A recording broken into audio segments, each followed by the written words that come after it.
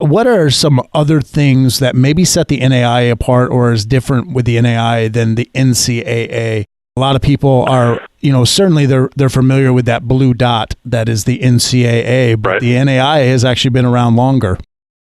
Right, yeah. And, the NAIA has always been proud of the philosophy and the concept of providing as much autonomy as possible to member institutions. Of course, you have to have some rules that everybody abides by, but if you compare the size of our rule book to the NCAA's, it's maybe 1/10, or it's a fraction of that. And we believe that we need to have a few rules that are really important, but otherwise trust that our members are going to do things the right way, that they're going to self-report violations, that it's essentially an honor code type of thing. And if they see something going on in membership that they think might be a violation, then it's their duty to report that also. And so this trust-based system has worked really well for the NAIA for years and years. And I think in a day when we're seeing quite frankly, a lot of problems at the higher end, and they have more money that probably brings a lot of that on. But it's a great feeling to know that the NAIA does have this trust-based system. The institutions, by and large, do things the right way, and it really creates a family kind of a feeling that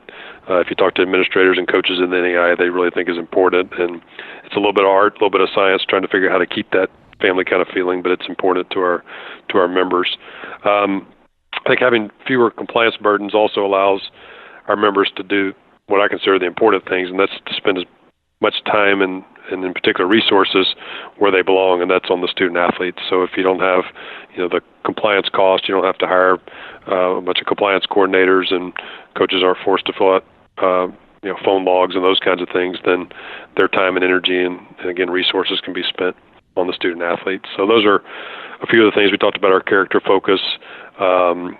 And then one of the things that I always talk about with presidents at non-NAIA schools is that for some reasons that are easy to figure out and others a little bit harder to figure out, if you compare NAIA to NCAA D2 and D3, you can compete at the highest level, or maybe you're not interested in competing at the highest level, but you just want to be competitive somewhere in the middle. You can do that for about half the cost of what it would take at D2 or D3, and the data pretty much proves that out.